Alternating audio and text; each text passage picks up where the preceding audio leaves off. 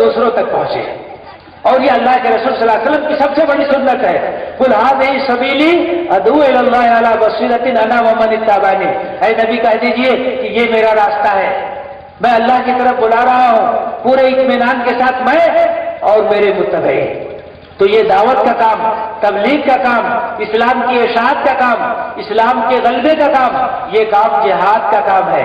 اسے جہاد کہا گیا ہے. یہ انسانوں کی خدمت ہے، یہ مظلوموں کی مدد ہے. چاہے کوئی کتنا ہی اس کو بدنام کرے، مسلمان کبھی بھی اس سے دستبردار نہیں ہو سکتا ہے، کیونکہ یہ اللہ کا حکم ہے، یہ قرآن کا حکم ہے. سورہ حج میں اللہ تعالیٰ نے فرمایا ہے وَجَاهِدُوا فِي اللَّهِ حَقَّ جِهَادِهِ، اور اللہ کے راستے میں جہاد کرو جیسا کہ جہاد کرنے کا حق ہے.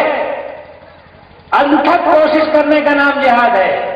آپ کے بس میں جو کچھ ہے کر ڈالیے اللہ کے دین کو اللہ کے منوں تک پہنچانے کے لیے، اللہ کے کلمے کو سربلند کرنے کے لیے، اللہ کی کتاب کو عام کرنے کے لیے، اللہ کے رسول کی تعلیمات کو دنیا میں پہنچانے کے لیے جو کچھ آپ کر سکتے ہیں، جتنی محنت کر سکتے ہیں، جتنی کوشش کر سکتے ہیں کر ڈالیے. یہی جہاد ہے.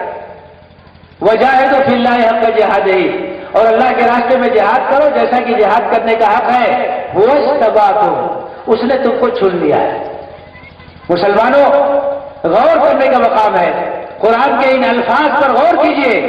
اللہ تعالیٰ کہتا ہے هُوَ اجْتَبَاكُمْ، اس نے تمہارا انتخاب کیا ہے، اس نے تم کو چن لیا ہے. تم منتخب لوگ ہو، تم چنے ہوئے لوگ ہو. اسی کام کے لیے اللہ نے تمہیں چن لیا ہے، اسی کام کے لیے تمہارا انتخاب ہوا ہے کہ تم حق پر قائم ہو اور حق کو پھیلاتے ہو. تم خود نیک بنتے ہو اور نیکی کا پرچار کرتے ہو، نیکی کو پھیلاتے ہو. یہ مومن کا کام ہے، یہ مسلمان کا کام ہے.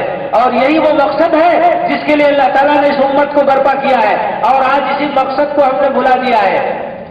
اور صورتحال تو یہ ہو گئی ہے کہ ہم نیکی کے بجائے برائی کے پرسار کرنے والے بن گئے ہیں. ہماری زندگی تو حق کی شہادت دینے والی ہونی چاہیے تھی، گواہی دینے ہونے والی چاہیے تھے، لیکن آج ہم اپنی بدعملی کی وجہ سے باطل کی گواہی دے رہے ہیں، برائی کی گواہی دے رہے ہیں، اور حق کے سلسلے میں ایک رکاوٹ بن کر کے رہ گئے. تو میرے بھائیوں اور میرے بزرگوں، آپ سمجھ لیجئے کہ یہ دونوں چیزیں ہمارے لیے ضروری ہیں. ایک طرف تو ہم انتہائی مخلصانہ طریقے سے اللہ کے دین پر عمل کریں، اللہ کے رسول صلی اللہ علیہ وسلم کی تعلیمات پر عمل کریں، اور دوسری طرف ہماری یہ ذمہ داری ہے کہ اللہ کے پیغام کو عام کرنے کی کوشش کریں، دعوت کا کام کریں، تبلیغ کا کام کریں. عورتیں بھی یہ کام کریں، مرد بھی یہ کام کریں. اور اللہ تعالیٰ نے فرمایا ہے کہ اس دنیا کے اندر سب سے اچھی بات اگر کوئی ہو سکتی ہے تو وہ یہی بات ہے. وَمَنْ أَحْسَنُ قَوْلًا مِّمَّنْ دَعَا إِلَى اللَّهِ وَعَمِلَ صَالِحًا وَقَالَ إِنَّنِي مِنَ الْمُسْلِمِينَ. اس سے بڑھ کر کے، اس سے اچھی کس کی بات ہو سکتی ہے جو اللہ کی طرف دعوت دے، اللہ کی طرف لوگوں کو بلائے، نیک عمل کرے اور اعلان کرے کہ میں مسلمان. دعوت کا کام، تبلیغ کا کام یہ سب سے بڑا کام ہے. اور دو بہادر پہلے کام کو کرنا ہے، ایک تو امت کے اندر اور ایک امت کے باہر. امت کے اندر ہمیں جو کام کرنا ہے وہ اصلاح کا کام ہے. ہمارا نوجوان مسجد میں نہیں جا رہا ہے، اسے مسجد تک پہنچانا ہے. ہمارا نوجوان قرآن سے دور ہے، اسے قرآن سے جوڑنا ہے. ہمارا نوجوان دین سے دور ہے، اس کے اندر دین کی طرف پیدا کرنی ہے. خواتین کے اندر دینی بیداری پیدا کرنی ہے، بچوں کو دینی تعلیم کا انتظام کرنا ہے. تو ایک کام ہمیں امت کے اندر کرنا ہے کہ امت کے اندر جو خرابی ہے اسے دور کرنا ہے.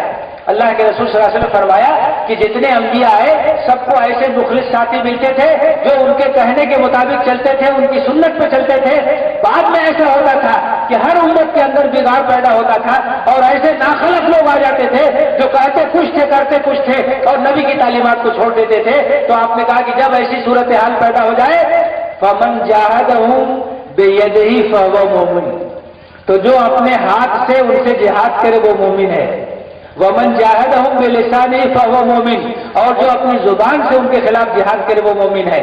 وَمَنْ جَاهَدَهُمْ بِقَلْبِهِ فَهُوَ مُؤْمِنٌ، اور جو اپنے دل سے ان کے خلاف جہاد کرے وہ مومن ہے. وَلَيْسَ وَرَاءَ ذَلِكَ حَبَّةُ خَردَلٍ مِّنَ الْإِيمَانِ، اور اس کے بعد رائی کے دانے کے برابر بھی ایمان باقی نہیں رہتا ہے. یہ ذمہ داری ہے مسلمان کی. سماج میں اگر بگاڑ پیدا ہو، خرابی پیدا ہو تو ہم تماشائی بن کے نہیں رہیں گے. ہمارے اندر اگر طاقت ہے تو طاقت کے ذریعے سے اس برائی کو مٹائیں گے. طاقت کا استعمال نہیں کر سکتے، اپنی زبان کا استعمال کریں گے. اس کے خلاف بولیں گے، سمجھائیں گے، بتائیں گے. کسی وجہ سے اگر زبان میں نہیں استعمال کر سکتے ہو تو دل میں اس کے خلاف تکلیف ہوگی، دل میں جذبہ ہوگا کہ جیسے ہمارے اندر طاقت ہوگی ہم اس کے خلاف اپنی زبان بھی استعمال کریں گے، اپنی طاقت بھی استعمال کریں گے. اور اگر دل کے اندر بھی کوئی تکلیف نہ ہو تو اس کا مطلب کہ ایمان ہی باقی نہیں، ایمان کی علامت ہے. تو یہ وہ کام ہے جو امت کے اندر ہمیں کرنا ہے، امت کی اصلاح کا کام ہے. ہم بے تعلق نہیں رہ سکتے اپنی امت سے، اپنے امت کو کتاب و سنت کے مطابق ڈھالنے کی کوشش کرنی ہے، اللہ کے رسول کی تعلیمات کے مطابق کھڑا کرنے کی کوشش کرنی ہے، مردوں کو بھی اور عورتوں کو بھی.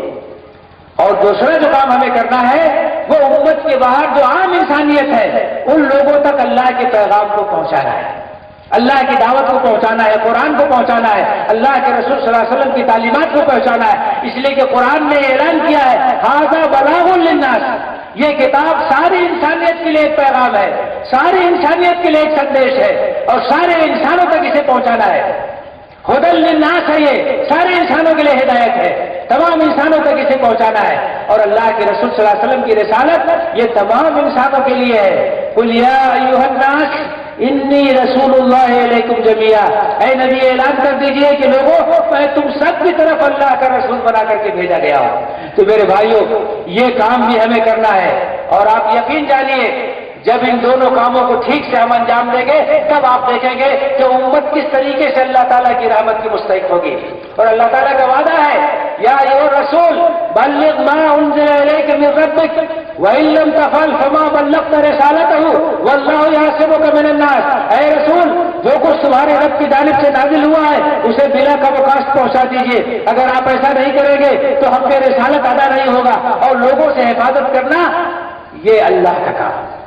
ہم پریشان ہوتے ہیں کہ ہماری حفاظت کیسی ہوگی، ہم پریشان ہوتے ہیں کہ ہمارے مسائل کیسے حل ہوں گے. تو یقین جانیے کہ ہمارے مسائل کا حل یہ ہے کہ ہم اللہ کی کتاب اور اللہ کے رسول کی سنت سے وابستہ ہو، ہم اللہ کے پیغام کو عام کرنے کی کوشش کریں، دعوت کا کام کریں، حفاظت اللہ کے ذمہ ہے. اور جب اللہ کی مدد ہوگی، اللہ کی نصرت ہوگی تو کوئی بھی ہمیں نقصان نہیں پہنچا سکتا. ينصركم اللہ فلا غالب لكم، اللہ اگر تمہاری مدد کرے تو تم پر کوئی غالب نہیں آ سکتا. وَإِن يَخْذُلْكُمْ، اور اللہ اگر تمہیں بے یار و مددگار چھوڑ دے فَمَنْ ذَا الَّذِي يَنصُرُكُم مِّن بَعْدِهِ، تو اللہ کے بعد کون ہے جو تمہاری مدد کر سکتا ہے. تو میرے بھائیوں اگر ہم اللہ کی تائید چاہتے ہیں، اللہ کی نصرت چاہتے ہیں، اللہ کی مدد چاہتے ہیں تو اس کا راستہ یہی ہے کہ ہم اللہ سے وابستہ ہو جائیں، اللہ کی کتاب سے وابستہ ہو جائیں، اللہ کے رسول کی تعلیمات سے وابستہ ہو جائیں تو اللہ کی تائید اور اللہ کی نصرت حاصل ہوگی. اور کیا غم ہے اگر ساری خدائی ہو مخالف، کافی ہے اگر ایک خدا میرے لیے.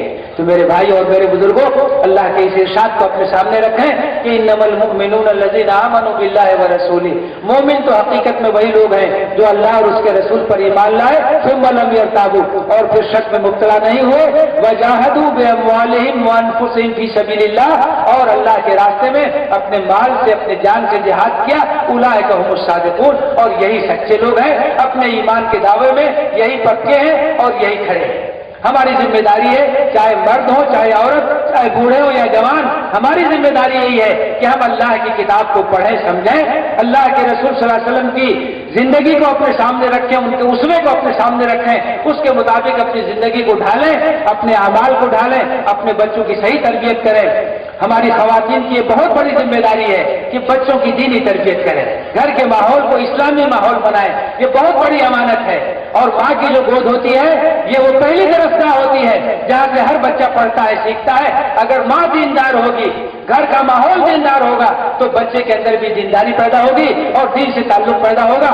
اور اگر وہاں دین کا ماحول نہیں ہوگا تو بچے کے اندر دینداری کہاں سے آئے گی؟ ہمارا بچہ اگر بگڑتا ہے تو اس میں بہت بڑی ذمہ داری والدین کی ہوتی ہے، گھر والوں کی ہوتی ہے، ماحول کی ہوتی ہے.